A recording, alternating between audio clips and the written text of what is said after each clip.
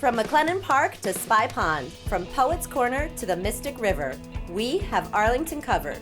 We're your neighbors, a friend you can turn to. This is ACMi News.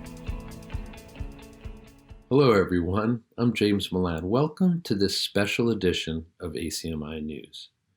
We have, at long last, made it to 2021. And next week we will be resuming our newscast as usual, but we did want to pause right now, as we always do, to look back on the year just past.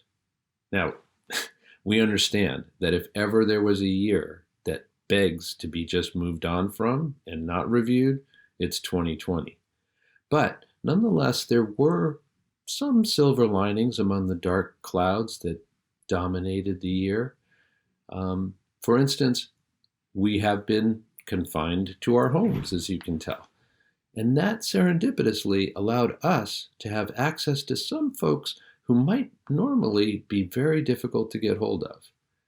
You'll see that in a couple of the stories to come, and also one that focuses on how our confinement within our homes opened the natural world again to those creatures with whom we share it. Several of the stories that follow have a hyperlocal focus in accordance with our core mission, but we also include a couple that tie us into the rest of the nation and to our shared heritage. Hey, it was a very difficult year for all of us, and ACMi is nonetheless proud of the adaptations we made and the work that we produced. We hope that you will agree, and here is a sampling of some of the stories of 2020.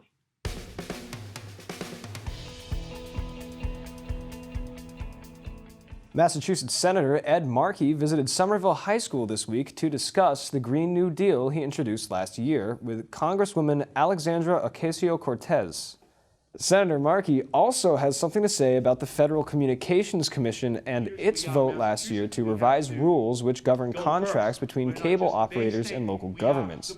Markey said that vote allows cable companies to shirk their obligations to municipalities like Arlington where they operate, and he's concerned that public, educational, and government TV stations like ACMi will be hit hard. ACMi News heard from the senator about his battle with the FCC that you'll only see here. Yeah, the Federal Communications Commission of Donald Trump is really intent on undermining local cable access programming. And so Congresswoman Eshoo of California and I have introduced legislation to protect all of those local programmers across the whole country, because it's imperative that we do so. I mean, the local cable access channel is they're the common. They're where everyone comes together. And it's for the community issues, it's for the community high school sports, it's for the public meetings that take place, it's everything. And so we just have to protect it. I think a lot of people think when they watch their, quote, local news, they don't know that about 90% of the local TV network stations are affiliates of corporations from far away from their city, and a lot of those places perpetuate the agenda of the shareholders, the stockholders. So don't you think in your mind that makes community TV a heck of a lot more important? Yeah, when something big is going on in Arlington, and Channel 4, 5, and 7, Channel 10, they show up for that couple of hours. They put on a program for 2 minutes that evening. Local cable access is still there in Arlington. They're going to continue to cover it. And if people want to learn about that issue, they're going to have to turn to the cable access channel. That's Arlington, and it's every other community in America.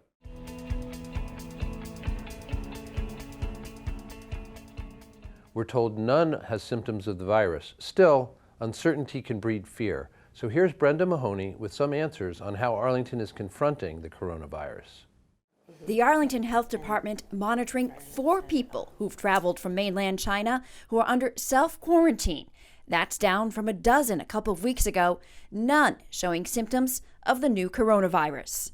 The public health nurse will follow up with those individuals and check in with them a couple of times a day to make sure that they're checking their temperature and reporting any symptoms. If those individuals were to develop any kind of symptoms, we would then be contacting the Mass Department of Public Health and having that individual or those individuals contact their doctors. On this beautiful day, the first week in March here in Arlington, it's hard to imagine that coronavirus could come here. But the local Board of Health is watching out for Arlington residents. They're preparing for any scenario just in case, including the possibility of community spread. That's where it could be spread coronavirus from person to person. They're working with the schools, they're working with the fire department and the police department. They have the power to close schools or cancel activities. It's something they wouldn't want to have to do, but are considering it just in case. What we're telling everybody, whether it be town officials, school, our first responders, is to come up with a plan for continued operations because we may have disruption. Would there be a point where we might need to have some closures? Maybe. It's fine with me. I think it's adequate. My feeling is this is going to spread all over the country almost regardless of what we do. They're running through scenarios, that's good. I'm glad that they're doing that just to make sure that we're protected. I would say a town even as small as Arlington needs to be even more prepared, since it's clear that we can't necessarily rely on what you would have thought were tried and true national resources on this front. Arlington Public Schools taking precautions with extra cleaning and relying on people to self-report international travel from affected countries. As people look to protect themselves, wiping out shelves of cleaners and other supplies, local health officials say you may want to plan to set up a separate room in your home in which to care for a family member if they are sickened by COVID-19. Do you maybe have an extra room or an extra bathroom that people that are ill could be utilizing, whereas the people that are healthy could be using the other rooms and the other bathroom? That's the type of preparation that we're looking for people to think about. Officials stress this is an evolving situation and urge folks to stay tuned to the town's website and make sure you're signed up for those text, voice, and email alerts. Brenda Mahoney, ACMi News.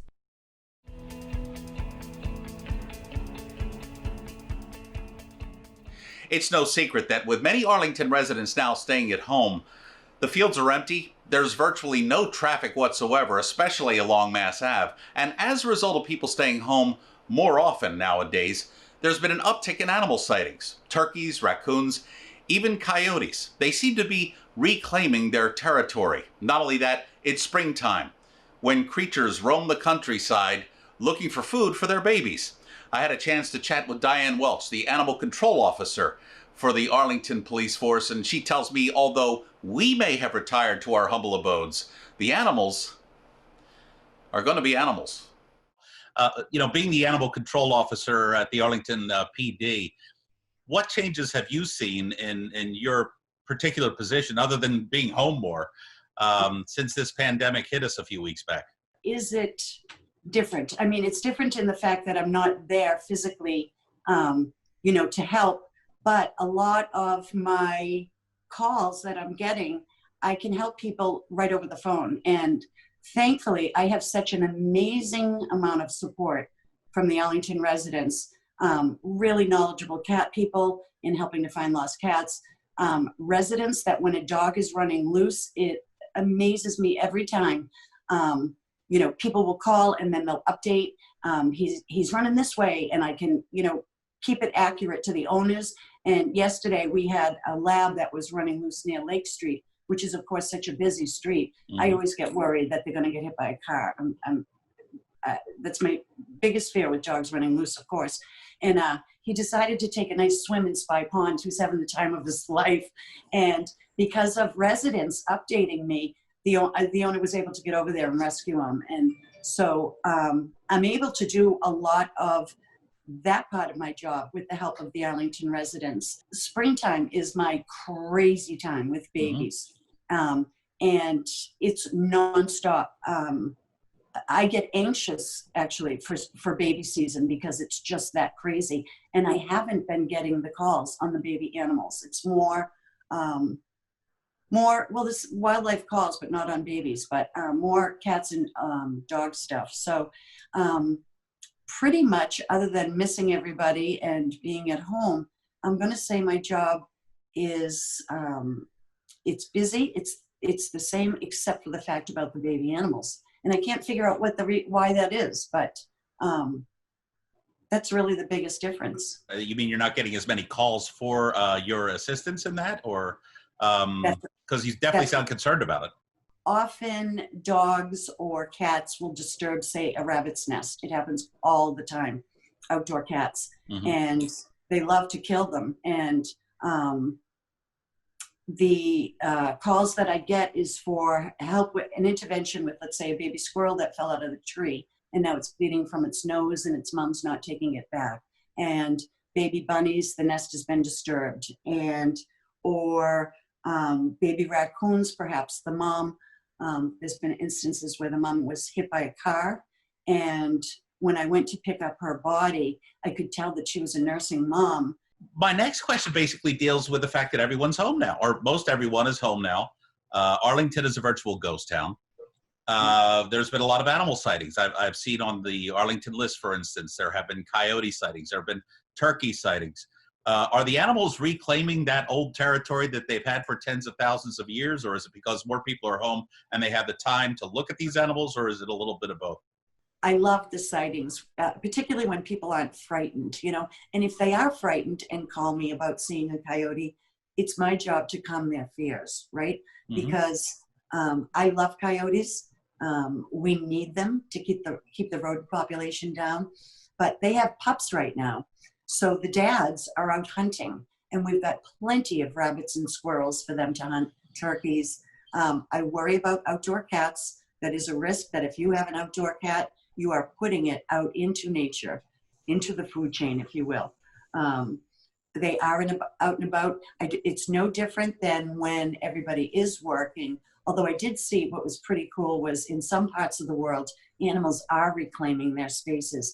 And in this one particular video I watched, turtles were laying eggs all over the beaches, undisturbed. And it was such a beautiful sight to see. Like, that's something that is a big change, because people weren't on that beach. You know, they had the ability to be safe and just lay all their eggs. I loved that. But seeing turkeys, seeing fox, I'm getting a lot of calls on raccoons, and people frightened because they think that they're nocturnal. And if you see them in the daytime, that it means rabies, and it doesn't. They also have babies. So the moms are out looking for food. I've heard in other towns, there's been a bit of distemper in raccoons, which if you were to see a raccoon with distemper, the eyes look like antifreeze. It's very freaky. They look that green, yellow antifreeze color, and you cannot mistake it. That needs a phone call. Diane, thanks so much for your time here. I know you are incredibly busy. We will put up that police number so that if anyone has any questions for you, they can get in touch with you. But I also just want to extend this, because this is the truth. I go to work every day back and forth, and I'm always seeing you on the side of the road assisting somebody, or you're out there talking to somebody on some street corner, or you're assisting, and sometimes you're assisting other communities other than Arlington when they do have a problem. You are a great goodwill ambassador to a marvelous police force, in my opinion, the Arlington PD. And so you're a great asset to the police force. We're very lucky to have you, and I hope you're here for a good long time. That means so much to me. Thank you from the bottom of my heart. And you're right, the Arlington Police Department, I miss them. I work with some incredible people, man, and they're on the front line as first responders, and they're doing such an amazing job. I'm so proud of them. But I thank you for those kind words. Thank you so much. And please keep in touch with us, okay? There's always something happening with animals. Thanks, Jeff. Good talking with you.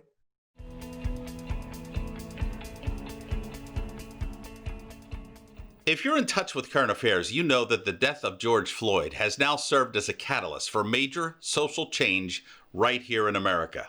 Protests have been occurring in cities and towns from coast to coast all over America. On June the 7th, Arlington held its own funeral march for George Floyd to honor his life and the lives of all African Americans who were unjustly murdered, all because of the color of their skin. The procession in Arlington Center between Broadway and Jason Streets was organized by the First Parish Unitarian Universalist Church of Arlington, and it coincided with other marches in the greater Boston area. We're at a place that people are recognizing the cumulative, and just important that it doesn't happen anymore to anyone. And I don't know that George Floyd, I think it was just that it was so, that we saw it, right? I think it was that we saw it, and we saw it in a way that people haven't seen before, or as many people haven't seen. So my brother Greg, who's trying to talk to my other brother, is saying, you know, look, when you elevate above the words people use to describe their feelings, you must ask yourself a question. Do you want peace and love and joy in the world? Yes, we all do. Racial harmony must exist to achieve that. That's why everything we're going through right now is a healing process. People attending this rally today, and indeed many people across the nation, believe that the best way now to move forward from this gross injustice is to fuel their resolve with optimism. We've all learned through our history that values change through generations that preach acceptance and outright reject the tenets of discrimination. Forceful but peaceful protests like this for George Floyd have a broad appeal and are built on years of progress and years of heartache.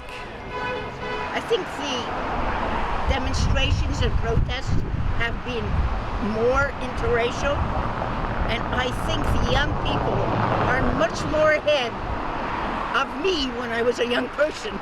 I think their understanding is deeper. I think their commitment is deep. I don't know if the word is deeper.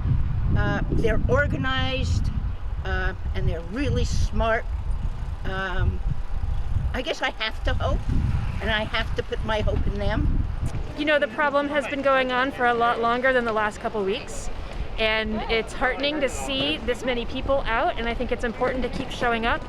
And it's important to acknowledge that there's been a lot of people doing this work for a lot longer than this group of folks has been out marching.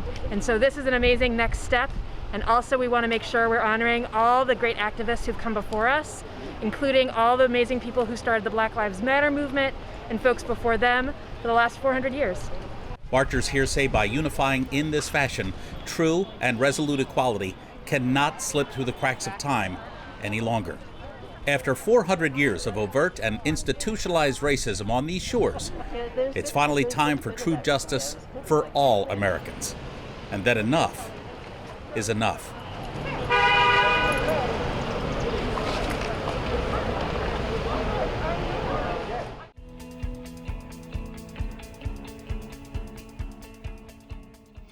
I think most of us would agree that the year 2020 could have been a little better. There was a little room for improvement, if you know what I mean. Well, the town of Arlington tried doing just that by honoring our Arlington High School class of 2020 with a formal ceremony, a graduation ceremony, which was held on June the 6th. That was streamed live right here on ACMi. And the very next day, it was followed by a caravan of graduates through the town of Arlington. There was a lot of joy that day, and of course it was a great time for the graduates, but because of everything that's been going on this year, I think the onlookers lining the streets had a marvelous time as well. Take a look.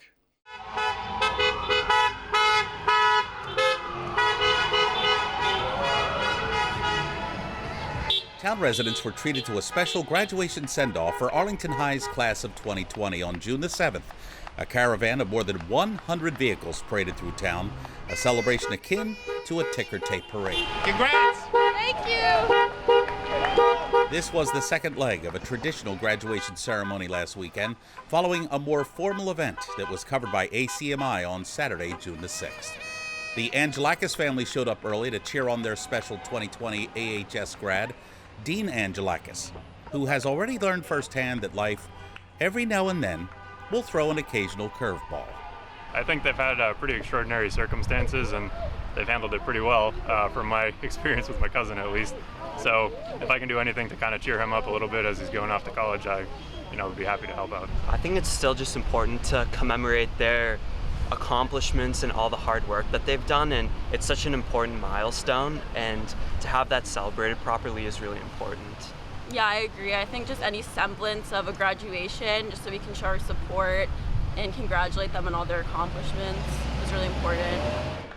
The parade route for the proud graduates was mapped out by Arlington Police, and nothing but smiles on the faces of those hardworking students whose high school days are now in the rearview mirror.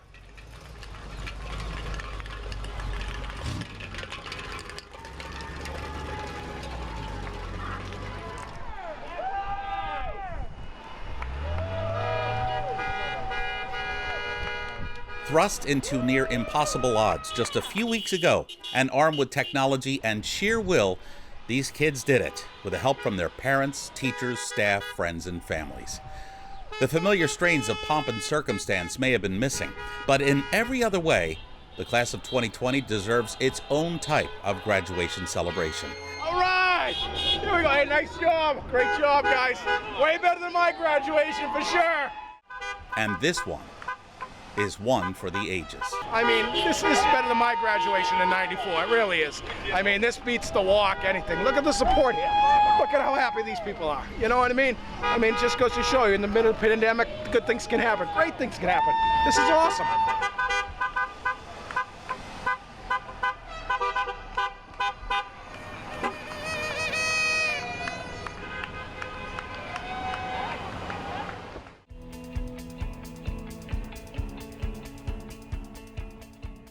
Clinton Hill is not really a household name in America, but he was involved in one of the most horrific events of the 20th century in Dallas, Texas. An event that was a gut punch to the collective soul of everyone who lived through it. Clint Hill would also become a casualty, living for decades with guilt, despair, and depression. ACMi's news director, Jeff Barnes, interviewed Mr. Hill and his partner, author Lisa McCubbin, for more than an hour via Zoom from his home in California. Here now is a small part of a fascinating interview. Air Force Number 1, ladies and gentlemen, carrying the President of the United States with the seal on the side.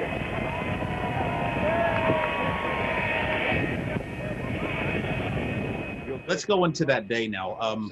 You were in Fort Worth, Texas. It's kind of rainy. The President delivers a speech outside the hotel. Mrs. Kennedy is organizing herself. It takes longer. But of course she looks better than we do when she does it. The crowd yells, "And the President of the United States." And I can see his suntan all the way from here. Quick flight to Love Field. I always found it amazing that Jackie Kennedy got red roses in Dallas. They were yellow roses everywhere else where you were in Texas. Well, the yellow rose was the rose of Texas. Right. So we assumed that that's what it would be, that in Dallas they gave her red. Then you go in the motorcade. I remember seeing a picture of you. You have sunglasses on. You seem to be on the left-hand side of the presidential limousine on the bumper as they're making a right to Houston. Take us through the next 60 seconds. Yeah, well, that's true. That corner of Main Street in Houston, we did turn right onto Houston. I'd been up on the bumper because the crowds were so thick on Main Street that the driver was keeping the car on the left-hand side of the street, putting Mrs. Kennedy, who was in the left rear, right up next to the crowd. That put President Kennedy, who was in the right rear, away from the crowd on the right side. That's why he was doing it. And so I'd been up in the car to be as close to her as I could, and I finally got off when we turned right onto Houston because the crowd completely dropped off. We went into this area called Dealey Plaza.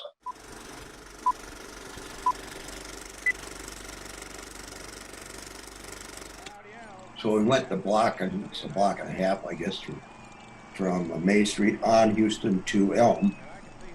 And Elm is, we had to make a left-hand turn because we were trying to get onto the Stemmons Freeway to go to the trademark where the president was going to make a luncheon address. Well, we had to go right by this building called the Texas School Book Depository. As we approached it, I was on the follow-up car right behind the president's car on the left-hand side. And the other agents were scanning all the entire area, including that building. There were 2 or 3 windows open on the side of the Texas School Book Depository facing us. In one of them, there were 2 or 3 guys sitting there having lunch. And in the other, you couldn't see anybody. And when we made that left turn onto Elm, the car had to really slow down because it was a very, it wasn't a 90-degree turn, it was more than that. was almost like you were going to go back almost at yourself to get down to the underpass.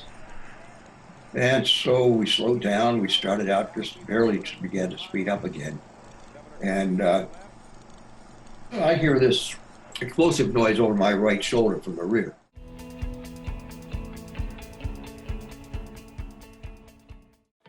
Hello, and welcome to this week's edition of ACMi News. I'm Isabel Litterst, back here at the ACMi studio for the first time since March. I'm the only one here in the studio. It's a little bit lonely, but I have to thank our two-man crew, socially distanced of course, for making it all happen.